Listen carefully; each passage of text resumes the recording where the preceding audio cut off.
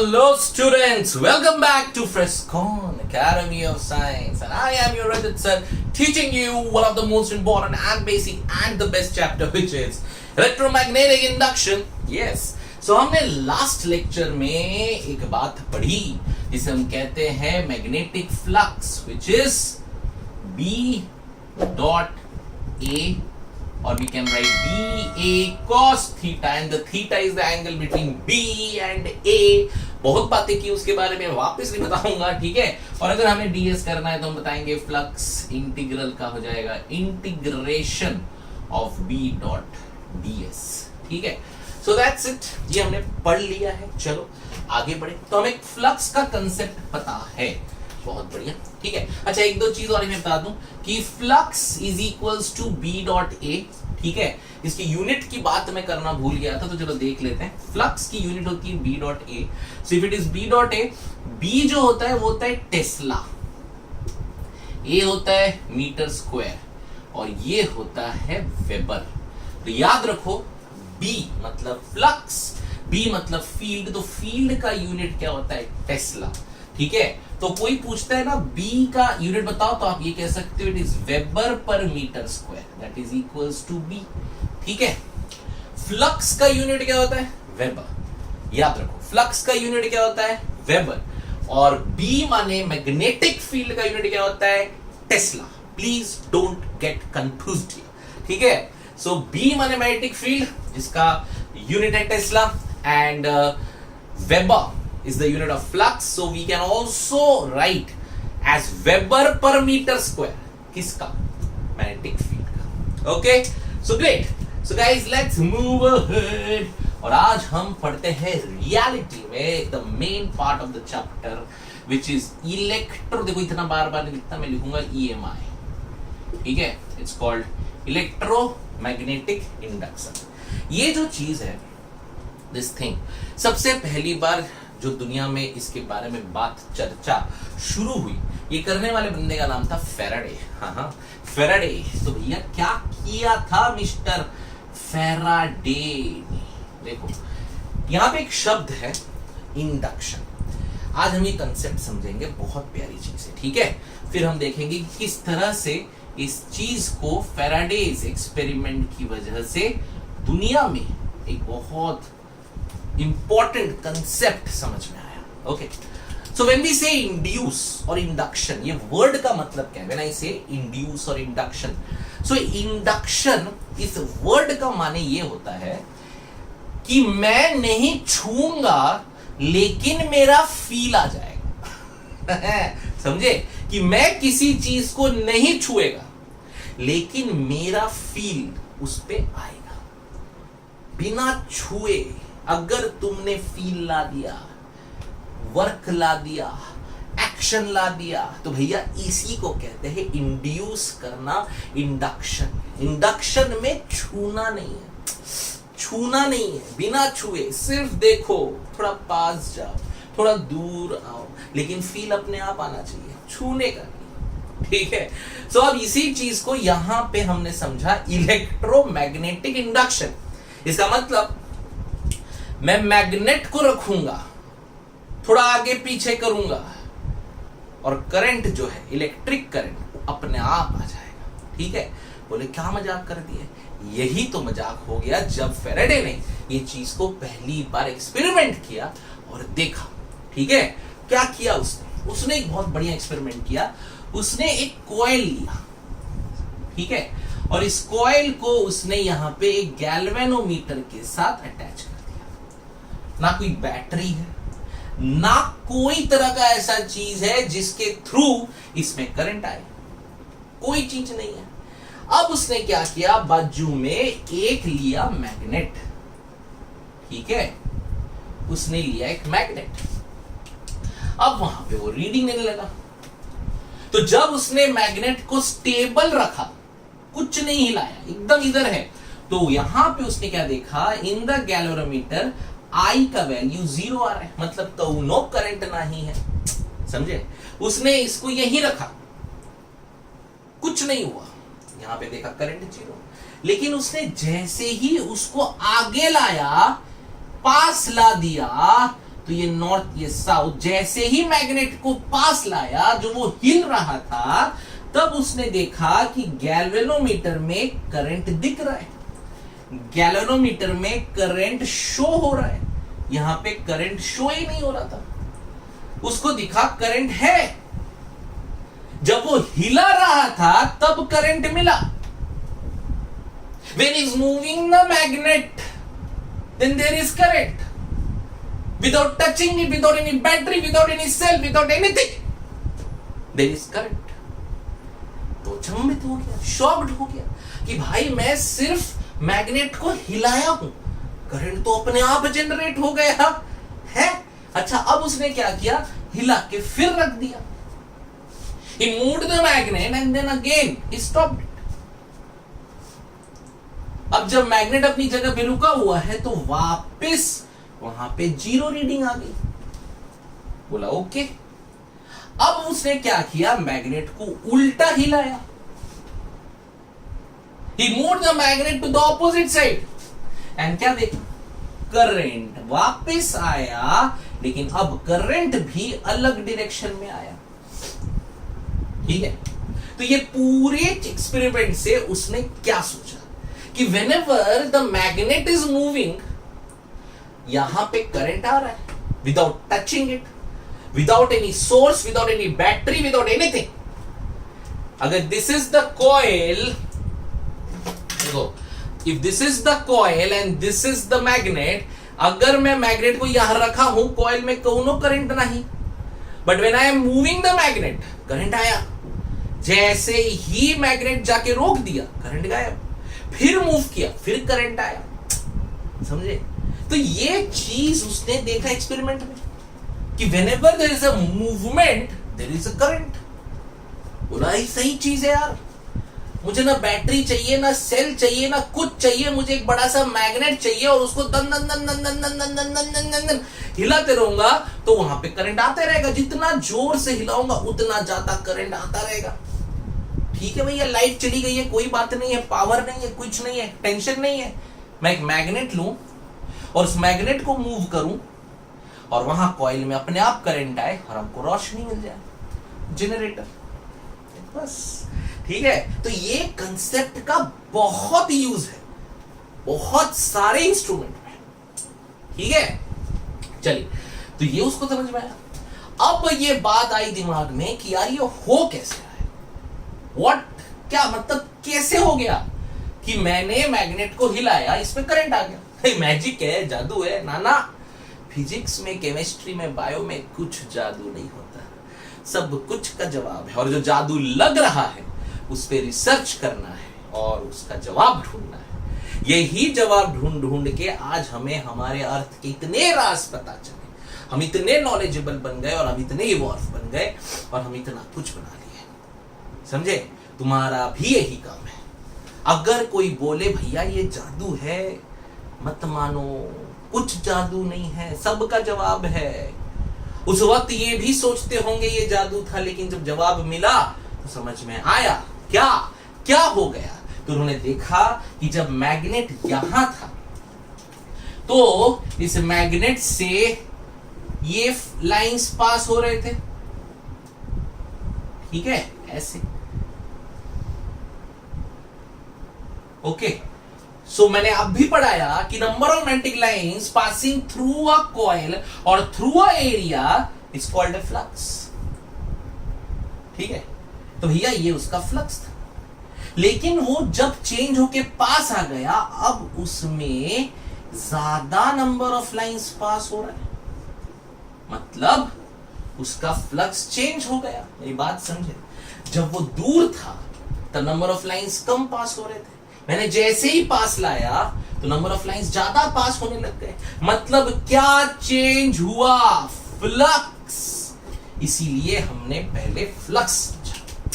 ठीक है, सो उनको एक कंसेप्ट दिमाग में बैठा कि whenever there is a change in flux there is a current induced. When I say induced मतलब टच नहीं किया है पर करंट आ गया है। ठीक है, समझ में आया? तो उन्होंने बोला कि whenever there is a change in flux, flux change नहीं हो रहा है तो कोनो करंट नहीं है। समझ रहे हो? Whenever there is a change in flux, a current is induced. अब करंट तो अपने आप नहीं आता। करंट कैसे आता है? करंट कैसे आता है भैया? करंट आता है ईएमएफ। पढ़ा है आपने चैप्टर में, इलेक्ट्रोमोटिव फोर्स। अगर पोटेंशियल डेवलप नहीं होगा तो करंट कहां से आएगा? मतलब जैसे ही मैंने उसको हिलाया, फ्लक्स चेंज किया, यहां पे इस कॉइल के अंदर कुछ तो हलचल हो गया और उसका पोटेंशियल डेवलप हो गया, उसमें ईएमएफ आ गया, इसकी वजह से इसमें करंट मूव करने लग गया। तो भैया क्यों हलचल हुआ और क्या हुआ वो हम पढ़ेंगे, लेकिन वो पहले हम फैराडे ने जो कहा इस चीज को करने के बाद वो समझ लो। तो फैराडे ने कहा whenever there is a change in flux, note it down, ये स्टेटमेंट है, एग्जाम में आएगा फैराडेज लॉ लिखने के लिए, ठीक है? तो पहला लॉ फैराडे का, whenever there is a change in flux, whenever there is a change in flux, an EMF is induced in the coil. Whenever there is a change in flux, an EMF is induced in the coil. ठीक है? पक्का? Okay? सो ये experiment बहुत important था, इससे milestone तुम कह सकते हो, जिसकी वजह से हमने बहुत सारे मशीन, बहुत सारी चीजें बनाई इस चीज को यूज करके, जैसे कि जनरेटर हो गया, हम पढ़ेंगे बहुत सारी चीजें जहां पे आपको बस मैग्नेट को फोर्स देके मूव कराना है तो करंट अपने आप आना है। ठीक है? सो पहला लॉ चैप्टर का जरूर याद रखिएगा, whenever there is a change in flux, an EMF, never write current, current EMF की वजह से आया, ठीक है? So whenever there is a change in flux, an EMF is induced. Induced word का जरूर इस्तेमाल कीजिए, बिकॉज ये मैग्नेट ने इसको टच नहीं किया है, बिना छुए फील दिया है करंट का, समझे? ठीक है? So whenever there is a change in flux, an EMF is induced in the coil. ठीक है? अब सेकंड लॉ में उन्होंने क्या बोला, इसी का एक फॉर्मूला उन्होंने बोला कि EMF induced is equal to EMF induced is equal to the rate of change of flux. Simple की मतलब उन्होंने इसको एक फॉर्मूले में डाल दिया, E is equals to d phi by dt। ये अभी आपका इस चैप्टर का सबसे बड़ा फॉर्मूला, इसके बिना ये चैप्टर कभी कुछ नहीं हो सकता, समझे? ओके? सो पहला लॉ क्या था? Whenever there is change in flux, an EMF is induced in the coil. ठीक है? Second law, the EMF induced is equal to the rate of change of flux.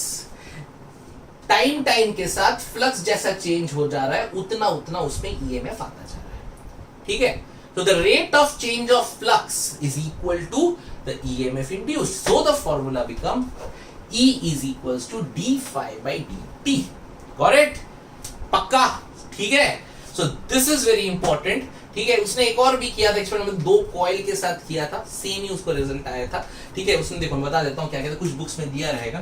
तो उसने एक कॉइल लिया है ना, जिसमें उसने गैल्वेनोमीटर लगा दिया, एक और कॉइल लिया और इस कॉइल में उसने बैटरी लगा ली। अब इसमें उसने करंट भेज दिए। ठीक है? अब जब ये कॉइल में करंट घूम रहा है तो coil is acting as a magnetic field. ये हमने पढ़ा है magnetic field, magnetic effect of current के चैप्टर में, याद करो, है ना? पढ़ाया था या नहीं पढ़ाया था? ठीक है? Clockwise, anti clockwise, anti clock में नॉर्थ पोल, क्लॉक में साउथ पोल, याद करो, पढ़ाया बहुत प्यार से, एकदम अच्छे से।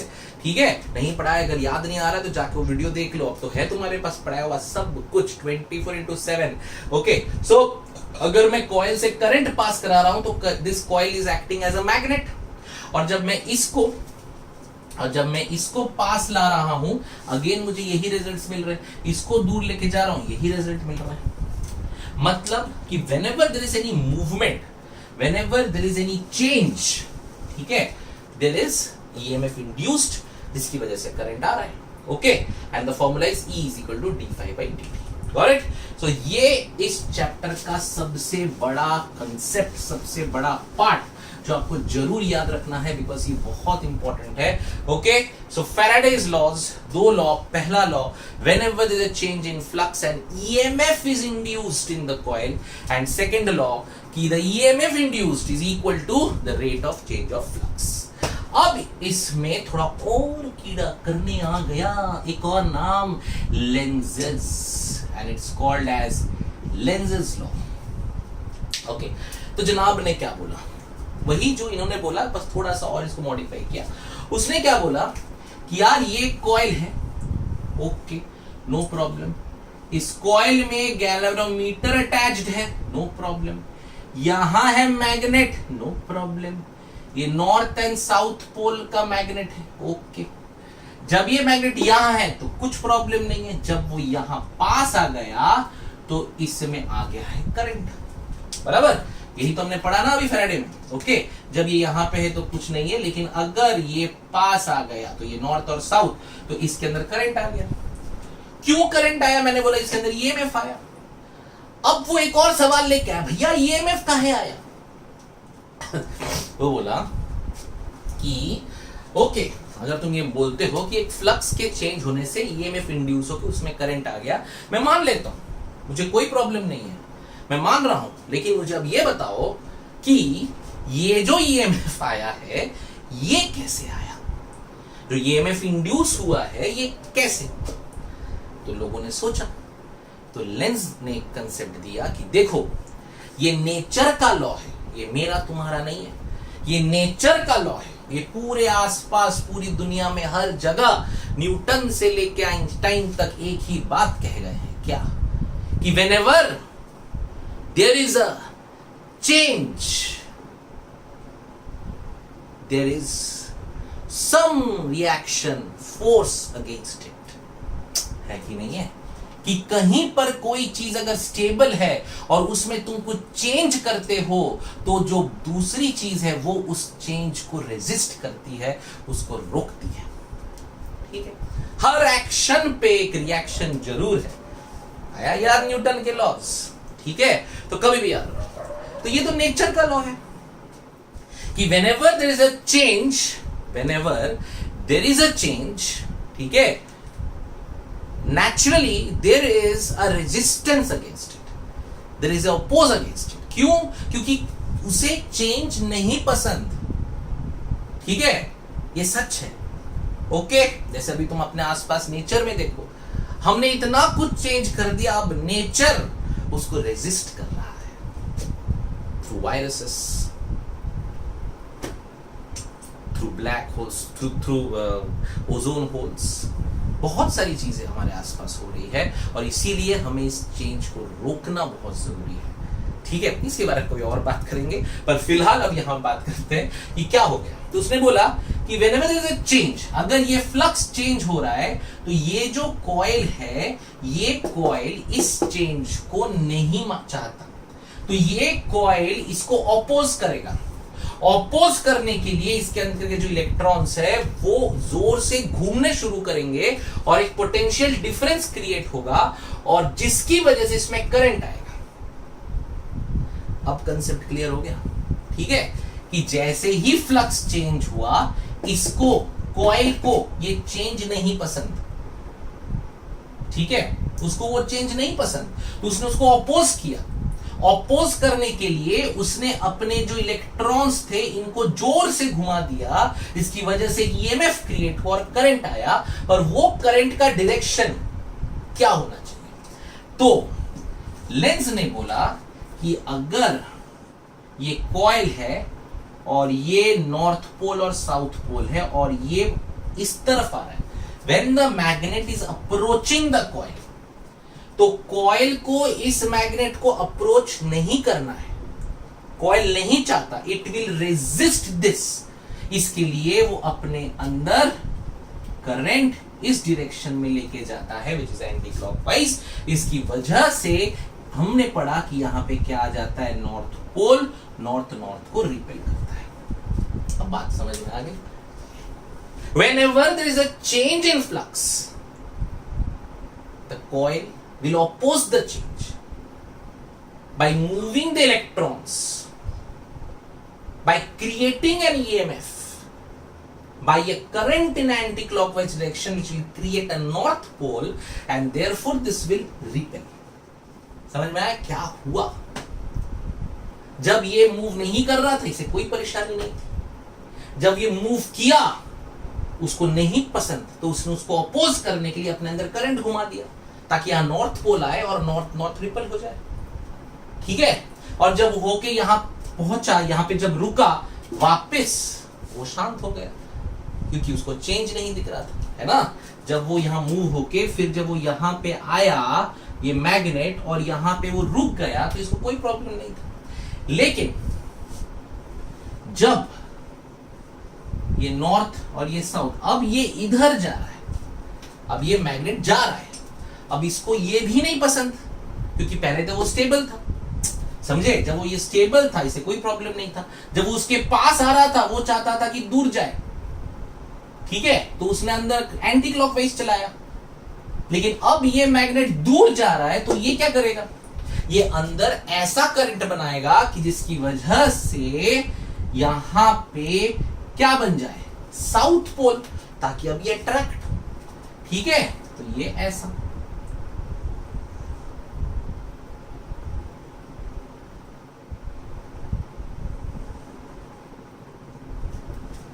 समझे, पूरा खेल समझे, ये है EMI। ठीक है, सो इसे कहते हैं लेंस लॉ, करेक्ट। तो when the magnet is approaching the coil, north pole इधर है, ठीक है, so when the magnet is approaching the coil, flux change हो रहा है, उस चेंज को ये पसंद नहीं कर रहा है, वो क्या कर रहा है, अपने अंदर इलेक्ट्रॉन्स घुमा के EMF बना रहा है, एक ऐसा करंट घुमा रहा है ताकि यहां पे नॉर्थ पोल क्रिएट हो जिसकी वजह से ये रिपल हो जाए, ये चेंज अपोज हो जाए। सिमिलरली जब ये मैग्नेट ऑपोजिट जा रहा है तो वो अपने अंदर के इलेक्ट्रॉन को फिर से गोल घुमाएगा इन अ क्लॉकवाइज डायरेक्शन ताकि यहां पे एक साउथ पोल क्रिएट हो ताकि वो इसको अट्रैक्ट करे क्योंकि उसको चेंज नहीं मांगता है। Got it? ठीक है, तो this is the reason Lenz law ने फैराडे के सेकंड वाली इक्वेशन को थोड़ा चेंज किया because it's a opposing force, it's a resistance force, so the formula is E is equals to minus d phi by dt। got it? तो Lenz law ने ये जो है माइनस ऐड कर दिया कि there is always a opposition, और ये लेंज लॉ बहुत इंपॉर्टेंट है, आपके हर एग्जाम में आएगा, बोर्ड्स में आएगा, हर जगह आपको ये चीज आएगी, आपको याद रखनी है। ठीक है, so remember this is Lenz law, जो ये डायरेक्शन बताया था, व्हेन इट इज अप्रोचिंग अंदर anti clockwise north pole, when it is going away it is clockwise and south pole. ठीक है, एंड उससे बड़ी बात कि लेंज लॉ के हिसाब से E is equals to minus of d phi by dt। ठीक है, and this minus is what, this is why, because it's an opposing force, it's a resistance force. ठीक है, समझे? So this is Lenz law and Faraday's law. So पूरा EMI का concept इसी चीज पे डिपेंड करता है, इसी चीज पे बेस्ड है कि whenever there is a change, coil is opposing that change and therefore the coil is producing an EMF because of which a current is produced। ठीक है, और इसका formula E is equal to d phi by dt। ठीक है, E is EMF, phi is flux, flux is BA, वो भी आप याद रख सकते हो। लेंज लॉ ने बताया कि it's opposition current, therefore E is equal to minus of d phi by dt। Correct? समझ में आया? बहुत प्यारा कंसेप्ट है, ये बहुत इंपॉर्टेंट पार्ट है, पूरा चैप्टर बस यही है।